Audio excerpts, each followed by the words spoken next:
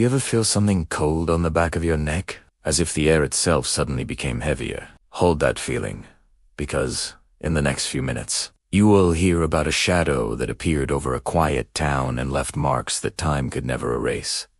This isn't just another ghost story. It's a warning, a presence, a legend that crossed decades. Stay with me until the end, hit the bell, subscribe to the channel, and tell me what you think in the comments below. Now, let's travel to Point Pleasant. Point Pleasant, West Virginia was, until 1966, one of those towns where everyone knew each other's names. Neat little houses lined the riverbank. An old gas station stood at the crossroads. The air was thick with the smell of pine and wet soil. Life moved slowly. Radio music in the evening. Families closing their windows before dusk. Stories whispered on porches. It was the perfect picture of small-town America, until something ripped through that peace. On a cold November night, two young couples were driving through an abandoned road near the old munitions plant. The locals called it the T area. It was a leftover from World War II, rusting, forgotten, and eerily quiet. Fog rolled across the asphalt, thick enough to hide shapes, sounds, maybe even things that shouldn't exist. The only sound was the hum of the engine. Then, in the glare of the headlights, something appeared. Two glowing red eyes, suspended above the road. Eyes that didn't blink, didn't move like an animal's. Then, the shape came forward. Tall, slender, and winged. It looked vaguely human, but moved like nothing alive. Its wings stretched wide, black as oil, and when they moved, they didn't beat like a bird's.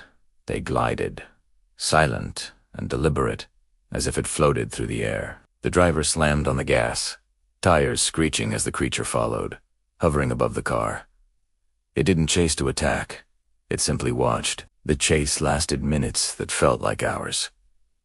When the couples finally reached the safety of town, their faces were pale, their hands shaking, and their voices trembling with confusion and fear. The next morning, the local newspaper ran a headline that would change the town forever. The story spread fast from coffee shops to church pews, from the bar counter to the post office. For credible witnesses had seen something impossible, and soon others began to come forward. A firefighter, a deputy sheriff, factory workers. Farmers all described the same terrifying figure. A tall, dark humanoid with enormous wings and glowing red eyes. The reports piled up, each one eerily consistent with the others, and as the sightings grew, so did the panic. Scientists tried to calm the town, claiming it was nothing more than a misidentified bird, perhaps a large heron or owl distorted by shadows and fear. Psychologists mentioned mass hysteria, the contagious kind of terror that spreads when uncertainty grips a community. But those explanations didn't ease the fear. The people who saw the creature didn't believe it was just imagination. They could feel that gaze, that unnatural silence, long after the encounter was over. Then came something even stranger. Shortly after the first report, mysterious men began showing up around town, always in black suits, always driving dark sedans. They asked odd questions about the witnesses. Some described them as pale, hairless, almost emotionless, their voices flat, mechanical, as if they didn't quite understand human conversation. These men in black, as people later called them, seemed less like government agents and more like something trying to imitate one. They didn't threaten, they simply appeared, asked questions, and vanished. The fear deepened. It was no longer just about the creature. Now, it felt like someone or something was watching the watchers. Point Pleasant was changing. People locked their doors before sunset. Children were kept inside. Radios hissed with static late at night. Some locals claimed their lights flickered moments before spotting the creature again. Dogs barked at empty yards. The sense of dread was suffocating, spreading through every street like a fog that refused to lift. The town was counting down to something. They just didn't know what. And then it happened. December 15th, 1967. It was a cold Friday evening, just before Christmas. The Silver Bridge, which connected Point Pleasant to Ohio, was crowded with cars, families heading home, shoppers returning with gifts. Suddenly, a metallic screech echoed through the air. Bolts snapped.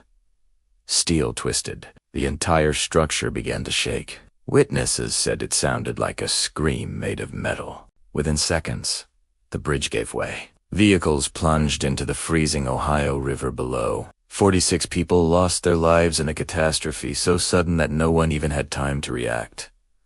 The town was plunged into mourning. Rescue boats searched through icy waters, pulling twisted metal and bodies from the depths. It was a tragedy so devastating that the town would never truly recover. But among the chaos, a whisper spread, quiet at first, then louder. Several witnesses claimed they had seen a dark, winged figure perched atop the bridge just before it fell. Some said it flew away as the bridge collapsed. Others swore it vanished into the fog. The same red eyes, the same silent presence, the same dread. For many, it was too much to be coincidence. The creature, the Mothman, had appeared before disaster struck. Had it come to warn them, or was it the cause of the tragedy itself? The debate split the community. Some called it a harbinger of death, a supernatural omen appearing before great calamities. Others saw it as an innocent bystander, or even a messenger trying, and failing, to warn humanity of impending doom. After the collapse, the sightings nearly stopped. It was as if the creature had vanished along with the bridge. Point Pleasant was left in silence, a silence filled with grief, guilt, and unanswered questions. The town that once feared a monster now feared forgetting. The legend of Mothman was born not from belief, but from loss. Over the years, journalists, investigators, and researchers tried to make sense of what had happened. One of them was John Keel, a writer obsessed with strange phenomena. He interviewed dozens of witnesses, analyzed patterns, and connected the dots between sightings, UFO reports, and other unexplained events. His book, The Mothman Prophecies, became a cornerstone of paranormal literature, blending investigative journalism with eerie. Keel proposed that Mothman wasn't just a creature. It might be an entity that crosses the boundaries between dimensions, appearing as a warning before tragic events. He didn't claim to understand it. He only documented what the witnesses experienced.